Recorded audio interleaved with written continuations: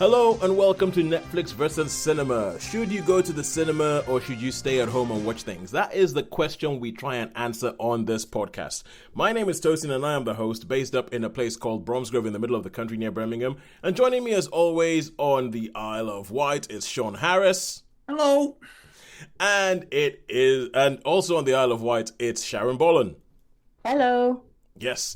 Oh, and Shaun, I think the word last week you were talking about how you met another Nigerian and you're trying to see what I kept calling you. Yeah. And I think you meant elder. I kept calling you the elder. Yeah. But you called me some other name, and it was like I don't want to say Juju Man, but Yeah, it wouldn't have been Juju Man. Yeah, it wouldn't have been that. It wouldn't have been that. But anyway, I will figure it. I'll keep looking. Okay, I'm gonna go back and listen through our previous 287 episodes. Oh my god! And be like, all right, what did I call Shaun? What did I call Shaun that was broadcastable? What? Yeah, that was broadcastable. I think it was fairly respectful. Yeah, I'm pretty sure it would have been. That's the thing. Yeah. I'm pretty sure it would have been. Yeah, so it's because I do respect you, Shaun. I have a lot of respect for you. I know. I respect you, Toes. All right, cool. So let us kick off and let us talk about what it is we have seen in the cinema this week. We have the good people listening and they need to know, should I bother leaving my house to go to the cinema? What is it that we have brought to them this week to say? Shaun, go ahead, tell us. Okay, so this week I watched a preview showing of Honey Don't, and a film called Caught Stealing. Yep. So, yeah.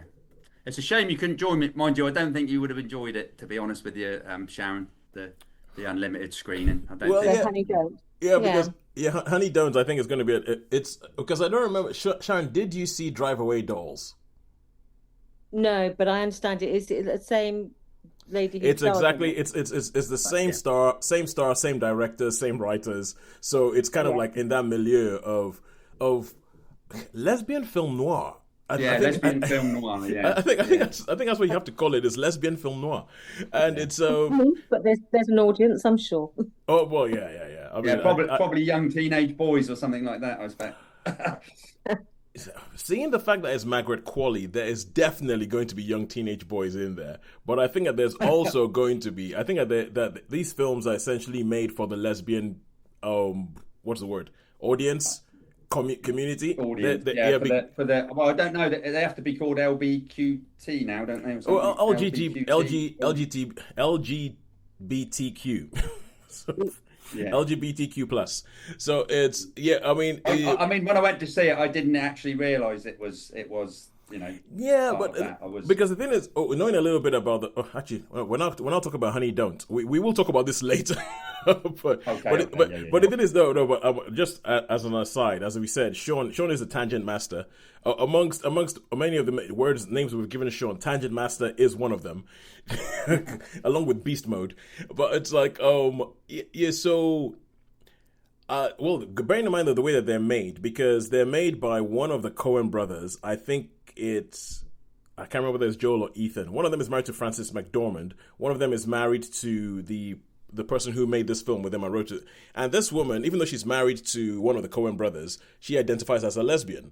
And so these are the kind of films that she makes because she thinks that I never saw these films for my community, for the people who I identify with, and so she wants to make these. So I feel like there's going to be a good lesbian community.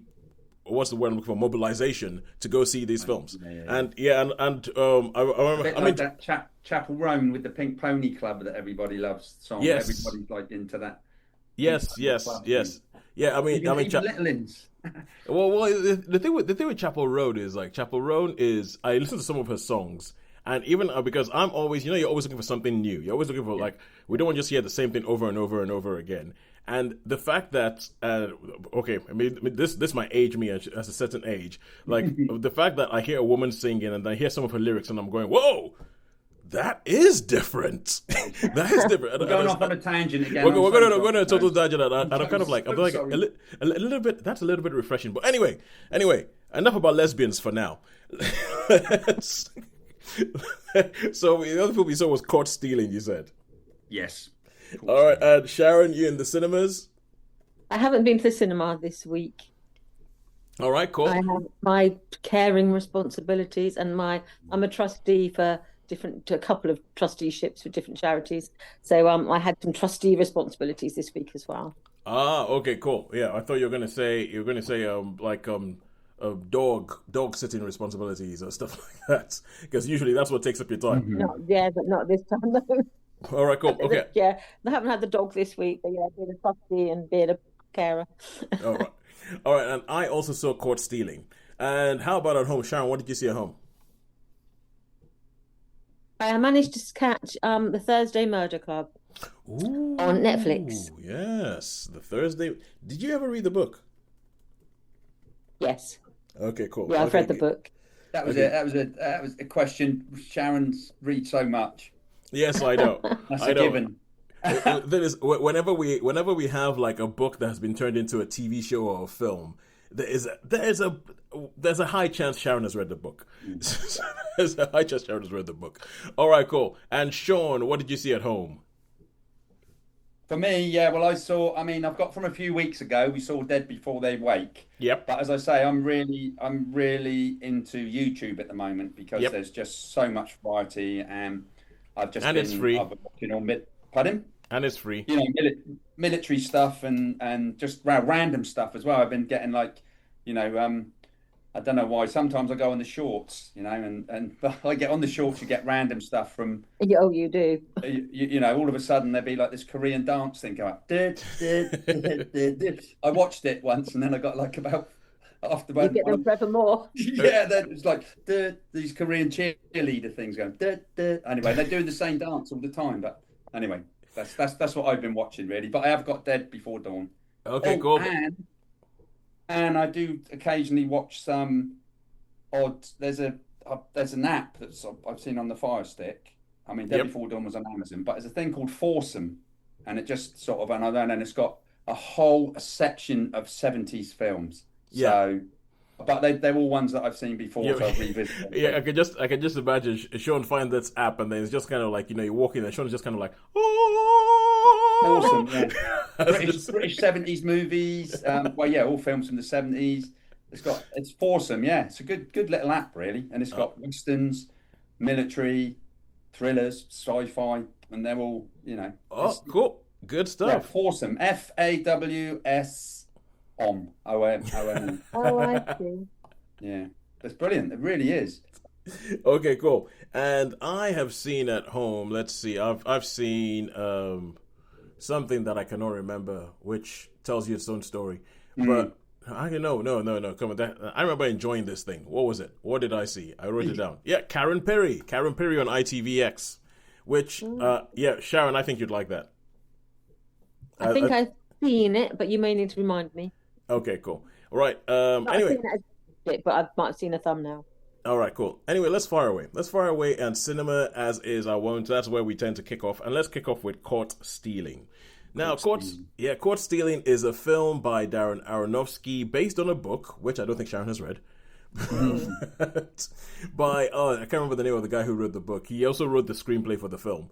But this film is set, very, very obviously set in 90s New York, and we're talking like 1998. It kicks off with a thing that says 1998 New York, and they do very well to let you know that this film is set in there. The technology, the way the plot unfolds, why certain things couldn't be done in certain ways, because nowadays just be like, oh, we just have a phone.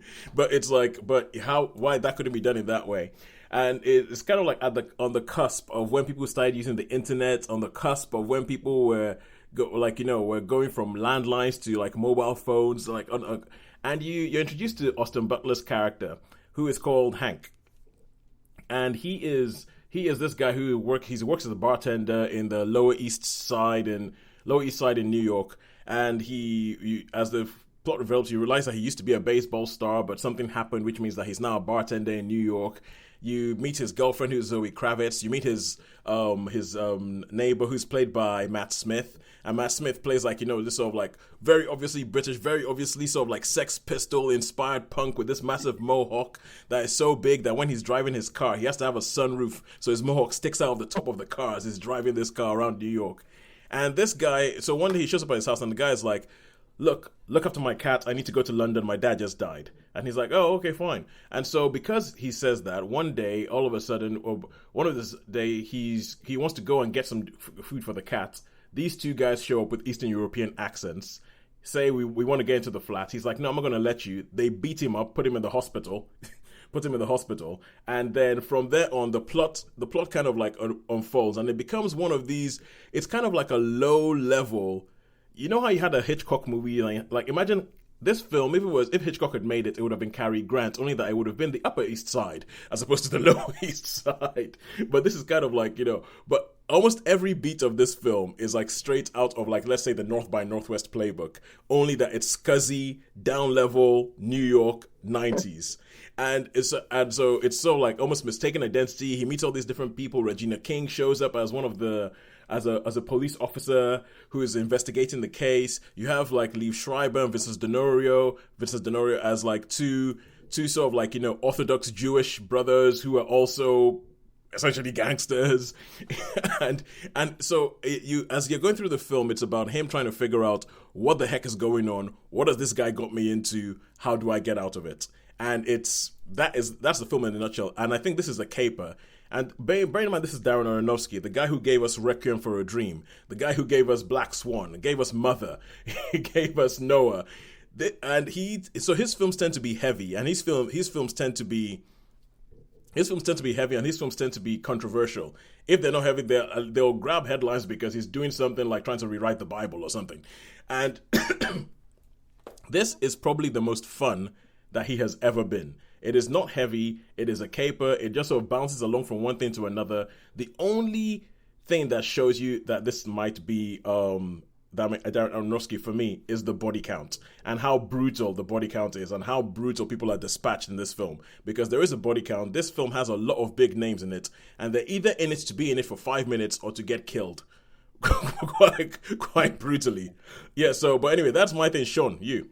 Okay, so I mean, I agree with you there, and I sort of quite like that, especially when and the way, should we say, the way some of them were dispatched and who was dispatched, and I thought, okay, I can understand what's going on here. So I mean, I did really quite like that, and the same with the, anyway, if something happens to someone and after a while they gradually go downhill, and all that. And I like that. You know what I'm talking about. I know exactly what you're talking about. Yeah. And slowly, something's happened, and slowly, they get they get iller and iller, shall we say? But so I like that aspect of it. I really, really did like that aspect of it, and it sort of had I think, I don't know. He took quite a lot of punishment. Again, we have this little thing where.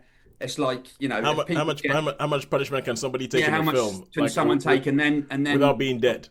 Yeah, without running super fast. Do you know what I mean? If something quite serious has happened to them, you know what I mean. You there's no way you're gonna Superman fast, flashy fast. Because seriously damaged the way. Austin Butler takes a lot of punishment in this film. He does, but he also spends a lot of this film running away from people who he's not sure why they're after him. He's not sure whether they want to kill him, whether they want information. He just doesn't know. But he knows. My best bet here might be to run. Exactly. Yeah. So, but also, sorry, Sharon, you just said something. No, I'll say sometimes your best option is just to leave. Yeah. Sorry, Shaun. Yeah, sometimes you haven't got enough choice, but and I thought as well with like, how can we say, like about going to the police and that sort of thing, and all that's not. So it's quite interesting. I quite liked it. I thought it was quite an interesting little movie, really. I did like the sort of cinematography as well. Like you were saying, like the filming of it was pretty good. The filming of it kind of like, because it's possible to do this sort of film and make it all sort of ha he he, and like it's all glamorized and has this sort of like shiny sheen. But the film looks scuzzy. It does. The cinematography, it just like, I think it's by the guy called Matthew Lee Batik or something, and the film looks scuzzy. It looks, and the way it's filmed, it makes you know this is not your shiny New York. This is not your shiny New York this is your scuzzy underbelly New York. Yeah. You never for one second think that this is glamorous, essentially. Yeah. You know, like, okay, these might be gangsters and they might be everything, but these are backstreet gangsters. They're not rolling up in Manhattan or anything like that. And I think the way that it's filmed lends itself to that. Yeah, I did quite like the scene where he goes to the sort of Jewish families to have some dinner. Oh, you're a nice boy. Yes. It's I can't remember. I know that it's because they say Shabbat, which I think it's like the Sabbath. It's essentially the Sabbath meeting, and he ends up there for reasons. He ends up there for reasons. Yeah. So that was quite funny, and you know, it's like I don't know. Well, I mean, I think that's the thing. I think the film I would say that this is the first comedy that Darren Aronofsky has made, because this is his funniest film by far. If you've watched all this other stuff and thought too heavy going, can't handle it, this is his funniest film by far, albeit with quite a high body count. And some of the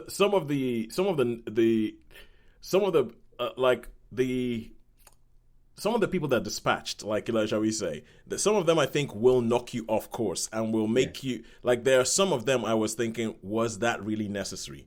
Like, even from a point of view of the characters, like, did you really have to get rid of that person? And from a point of view of the story, did you have to get rid of that person?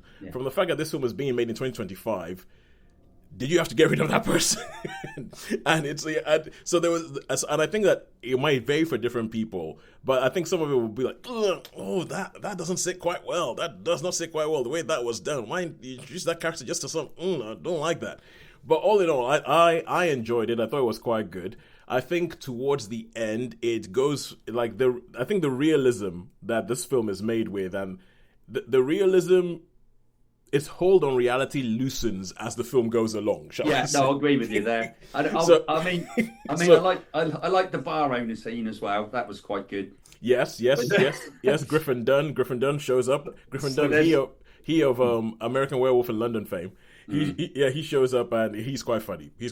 Yeah, I think everybody you could say in this film is quite funny. But I think towards the end, I feel like the logic kind of leaves the building a bit. I feel like the logic leaves the building a bit, and you're like, would that happen? And the fact is, like, this is a film that pretty much starts off with a shot of the Twin Towers to sort of tell you that's the world we're making this film in. It was pre 9/11. And I think that kind of it makes you realize, okay, look, things might, and I think they use that as a thing, but there's a bit that involves a lighter that I think is a little bit convenient. There's, I think it's well done, but it's convenient. I agree with you on that, Tosin. I'm with you all the way. I know exactly what you're saying. I guess sounds like we concur on this film, doesn't it? I think so. I think it was a good time, but the thing about it is that it was a kind of good time at the cinema that you go, you enjoy yourself and everything like that. And for me, it's a 3-star film, but it's like, you know, weird that this is based in the 90s. They were the kind of films that we used to get in the cinemas all the time in the 90s. And for me, it's a 3-star film, but it's a very good 3-star film. I don't think it for me, it doesn't really bother a 4, it doesn't even get close to that, but it's a very good 3. I totally agree with you there. This is a 3 all the way. It's 3 all the way. You know, it's one that you can go and watch and enjoy. You know, it doesn't blow you away, but it's just enough to think, that was pretty cool. Yeah, that was pretty cool. That was enjoyable. And but Austin Butler is definitely a star. I think I'm quite impressed with his choices post Elvis. I think he's done really well post Elvis, like what he's chosen, what he's decided to be in. Yeah, he's done some good ones. He was in that TV series really about the bombers as well. About the B-52 bombers. I think he was in that. Oh, yeah, Masters of the Air. Masters of the Air. Yeah, so, all right, cool. He appeared in that one we saw the other week, Eddington. Oh, yeah, he was in that. Yeah. But it's good old Eddington. Yes. I was going to say, I had a point to make about how some directors have gone to the point where people just want to work with them, even if it's going to be for 5 minutes, which is why they got so many stars to be in this film. And I think a similar thing in Eddington. They just get to the point where actors are just kind of like, I just want to go hang out on the set and see what's happening. So yeah, you need me for 5 minutes, I'll come be in it for 5 minutes. But anyway, let's go on to streaming and let's go on to Netflix and let's talk Thursday Murder Club, based on the first of a series of books by Richard Osman about. About Richard Osman, and this is essentially about people solving crimes in from an old people's home. Yes. All right, so Sharon, please take it away. The Thursday Murder Club is a group of. It starts off at the beginning of the series. There are 3 of them. There is long established part of. They're in this retirement home in the country in a converted manor house, and to keep themselves entertained, they have been reviewing cold cases. And they call themselves the Thursday Murder Club because one of their members was a retired senior police officer. Another one is was a psychoanalyst, so he's very good at analysing stuff. Another one was a trade unionist, so he's got that instinctive feel for people. And then they introduce another character who is a nurse. They want someone with a bit of medical history. Yeah. And what they do is they review cold cases, real cold cases. They've managed to get hold of old police files. They've got contacts. And so they sort of see if they can actually work out some of these cold cases. And then in this particular, on this particular day, the Thursday Murder Club are meeting. And there's a bit of a kerfuffle going on because there's a developer who wants to sort of buy the place the chase where they live and the land nearby and redevelop it. And it's causing a little bit of controversy. And this man ends up dead. Ooh. And so the Thursday Murder Club are right there in the heart of it when they decide to investigate. And then you have got various red herrings, you've got false trails, you've got false suspects, and you've got this unraveling. And you find out a little bit about the history of these 4 members of the Thursday Murder Club. But it is essentially a group of retirees, people in their 70s, mainly. They're not elderly, but they are in their 70s, but they've had interesting professional lives and they're drawing on that life experience to fill their days with other things and doing live classes and doing jigsaws and learning how to do cookery. But it's like they have their own way of filling their days. Yeah, and this is Helen Mirren, Pierce Brosnan, Ben Kingsley, and Celia Imrie. Yes, they are the 4 members at the end. And then you've got Ron, who is played by Pierce Brosnan. His son is played by Tom Ellis. Oh yeah. And you've got David Tennant turns up as one of the wheeler dealers, the property developers. Yeah. You've got Richard E. Grant, who turns up as a shady florist. Of course. And you've got various other sort of... it's like this is one of those things when you start saying the cast, you start saying Helen Mirren, Pierce Brosnan, Ben Kingsley, you're thinking, I'm sure that Richard E. Grant's going to pop up at some point. He's just the right kind of person to pop up and do something in that kind of film. They're uppy pops. So yes, and there's Jonathan Pryce plays. Yes, so there's lots of sort of these British characters established in it. Yeah.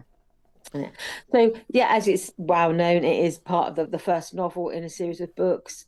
I think the only thing it's impossible not to like a compare and contrast, isn't it, when you take a book and you put it on the screen.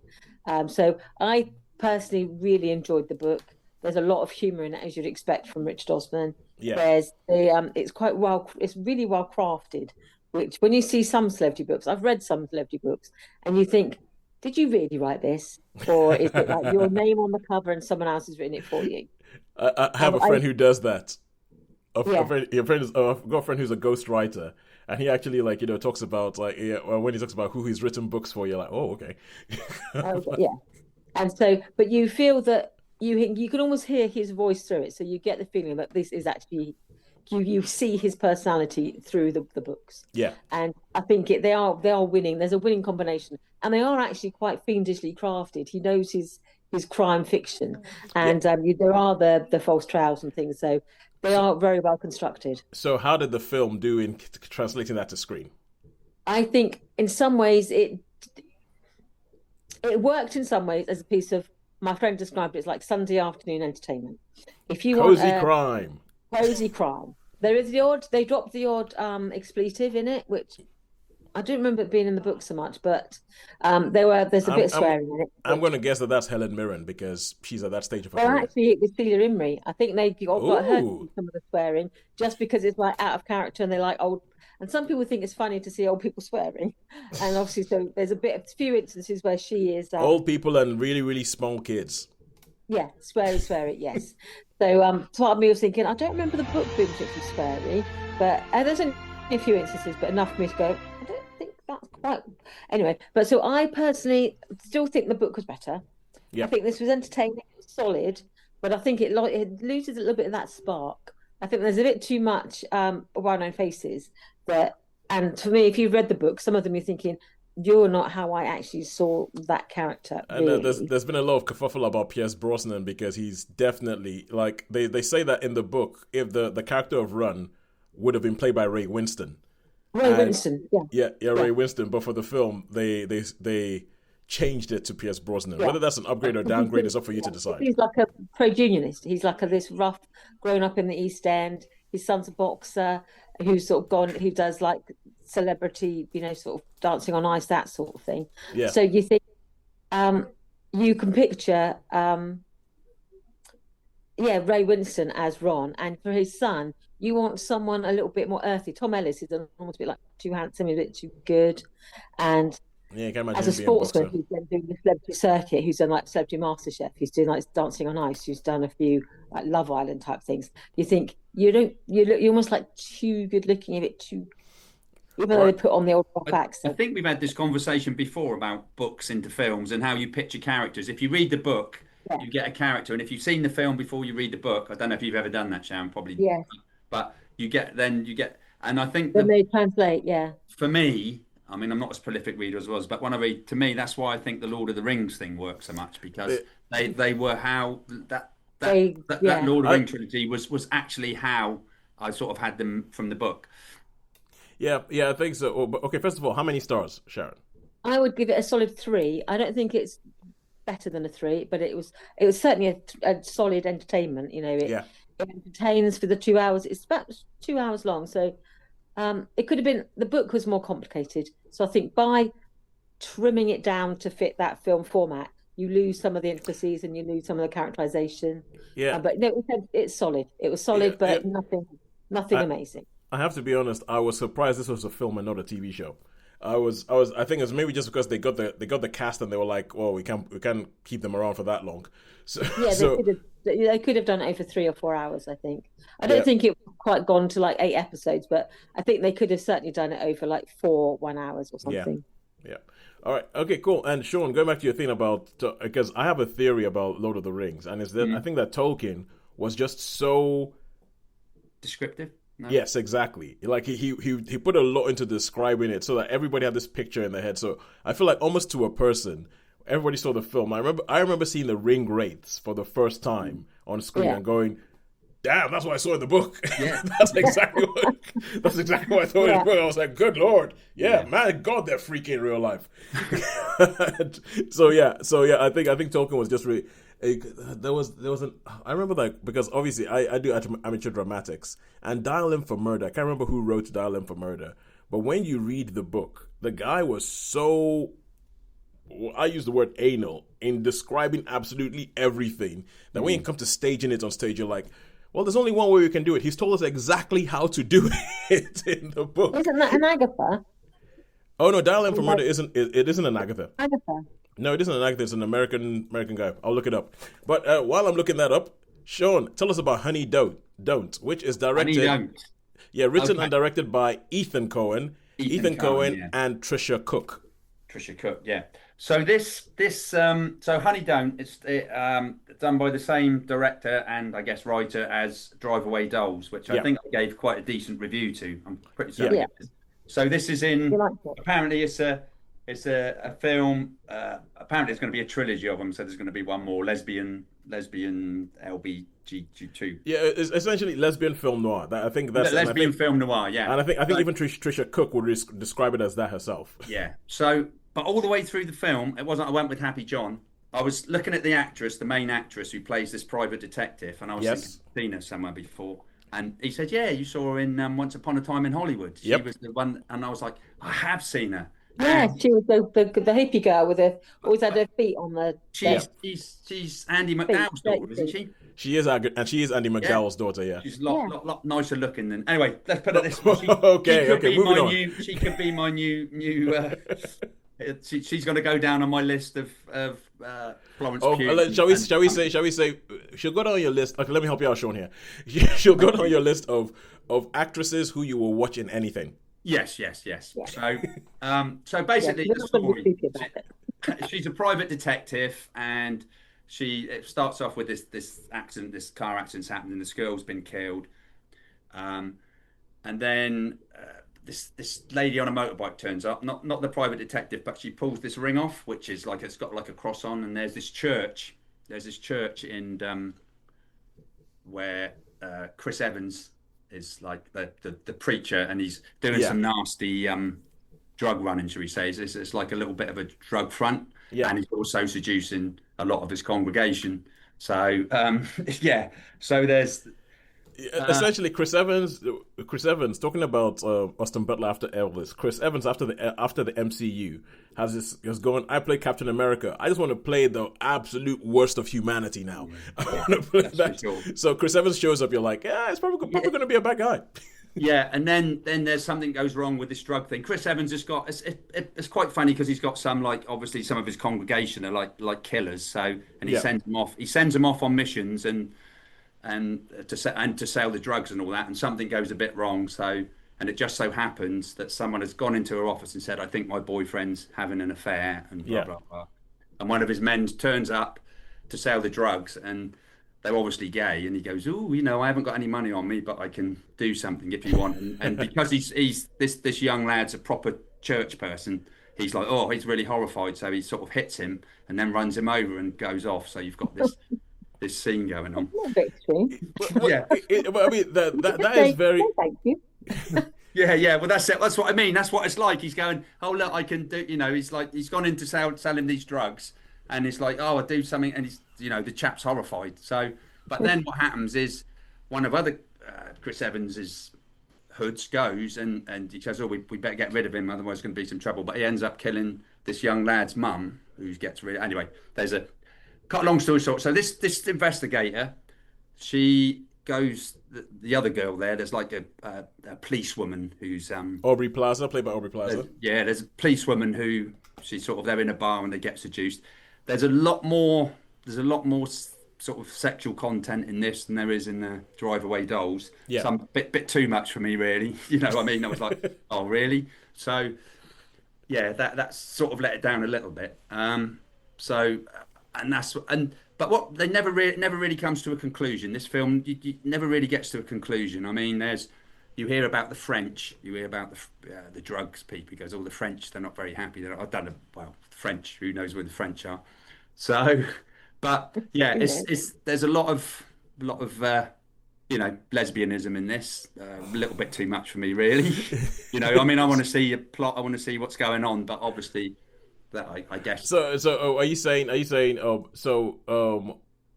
let me try and understand what you're saying. Are you saying that there's supposed to be a storyline, but maybe sometimes I complain about how maybe the filmmaker has an issue they want to raise, yes, and that issue kind of overtakes the story. Oh yeah, exactly. Overtakes the story, yeah, and then the story doesn't develop because they're too busy trying to push that issue. Yes. And it's part of my problem with some of the Pixar that we have now is that sometimes they seem to have the issue and they really want to push the issue, but they forget about the story. I think about this conversation with Sharon on other films is that, you're going to have sex, you're going to get together and all that, but we don't need to see it. We just show us a scene like back in the old days. Not that I've said nothing against it, but you don't need to see it. You know what's happened. You know what's gone on. Let them get in bed, and that's it. Thank you very much. Get on with the film. Anyway, yes. There you go. That's a short for you. So this film, I mean, I didn't dislike it, and I did like the titles of the opening of the film when all the credits were sort of coming up about who the actors are in it, and it was done like a. I'm guessing it was done a bit 70s. Well, I would say 40s, 50s even. Really? Oh yeah. So I really, really liked it. And I would say that went on for probably 5 minutes, and I really enjoyed that. It was going through this old Bakersfield, I think it was, and it was showing all the run down and closed down stuff and the graffiti. So when it come up with like the actors and the directors, it was all, like, let's just say there was these grain silos with graffiti on. So I really, really liked that, and it set me up pretty good for the film. And she's brilliant. She was really good.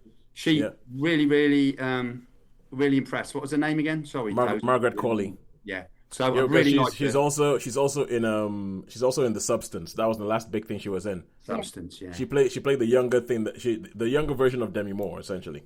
Yeah.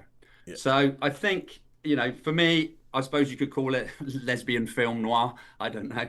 Well, I think that's exactly what Trisha Cook would call it.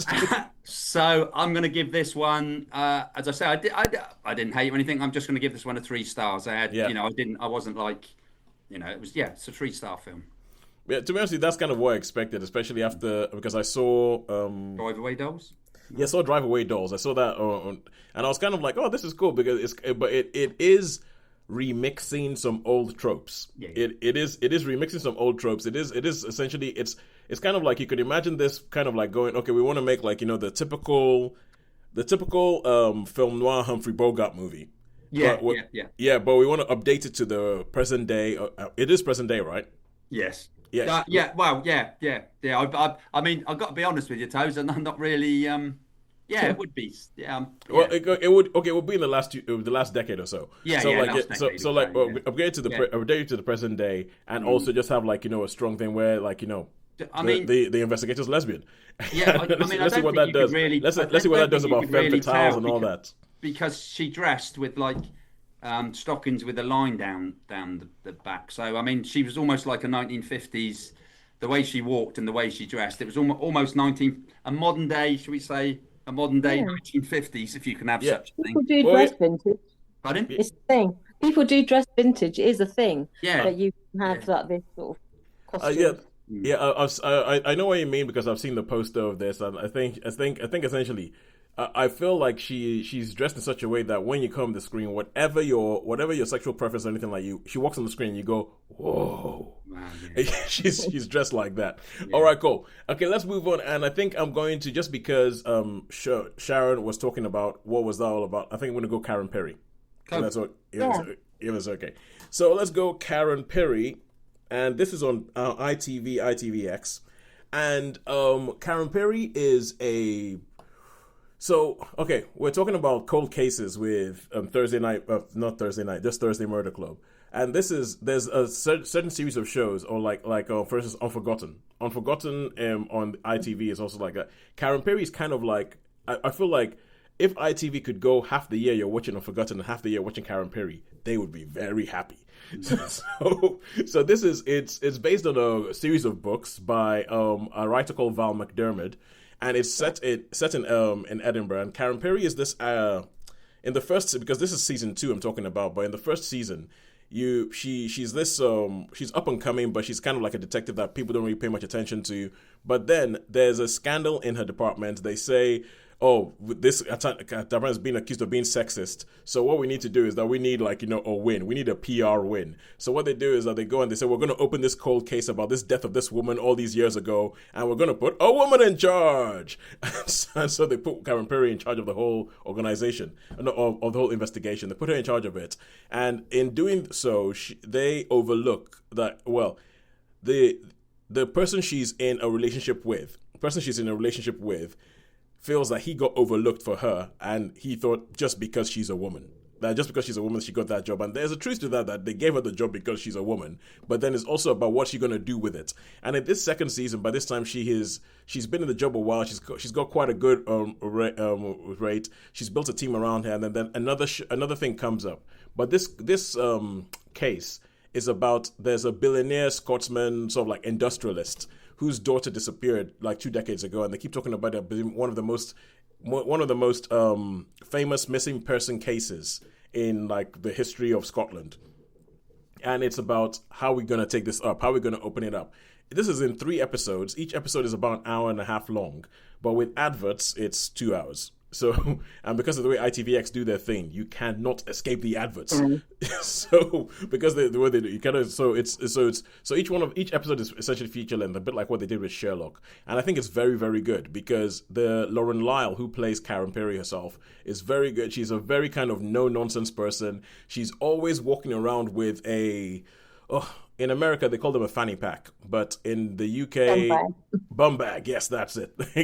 So like, she always has this bum bag on. So she's the kind of character who you think might be somewhere on the spectrum because she doesn't really care what people think about her. She doesn't care about how she's dressed or anything like that. All she cares about is the truth, and she has this sort of like dogged determination with the truth. You can see they have a higher budget with this because there's a jaunt where they leave the UK and they end up in Malta, and there's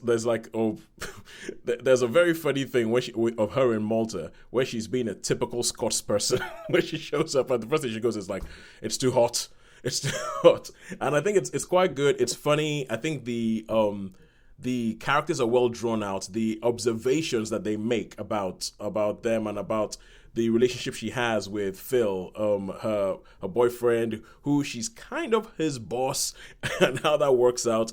And the thing that they do with this that I think is brilliant is the flashbacks to what happened decades ago. The casting, I think Karen Pirie has got some of the best casting that I've seen on TV because they cast people as people who are like, 30 years younger than these other characters. And the second you see them, you immediately know who they are. The second you see them, you go, okay, no, that's the young version of that guy. That's the younger version. They did that in the first season. The first season was mad. But I was like, okay, no, I am not confused for 1 second as to who's where, what timeline we're in. I'm not confused. And this one as well, in the second season, they did exactly the same thing where they were like, where I was just like, yep, that's the same guy. That's that person, because the casting was spot on. So all in all, I like this show. I feel like to talk anymore would be to start talking about specifics, which would lead to spoilers. But let's say the bits where they go out of the UK are quite funny. The different characters that they have as well and how they bring them in and all that, they're quite funny. And something for you, Sharon, because I remember that when we reviewed The Lonely Hearts Hotel, I believe it was, you said that it was nice to see a woman on screen who looks like a normal woman. Yes, yeah. Talking about Geraldine Viswanathan, who was in Drive Away Dolls. It all comes round. Yeah. You're talking about, and this is something that I kept spotting in this show. I kept spotting in like, hang on a second, these are normal shaped women, and like they're being shot from angles that is not flattering or unflattering. It just is, but it's something like the kind of thing that you can imagine they would have tried to take out in another show. Go, oh no, that's not flat. That doesn't look no, but anything like that. Yeah. All in all, I loved it. I think I'll give it a 4 out of 5. So 4 out of 5 for Karen Pirie. Yes. So last question to ask: who has won this week? I think that has just tipped it to streaming. Shaun? Well, yeah. I guess so. I'll have to go with Sharon on that. Yes. It has definitely tipped it to streaming. Streaming has just about pipped it this week.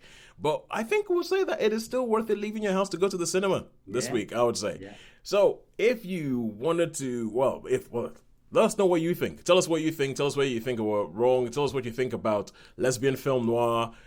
There's only so many times we can say it. Yeah, lesbian film noir. I mean, the more you say it, the less weird it sounds. And I think that is exactly their point. Yes. I think that's exactly the point. The more you say it, the less weird it will sound.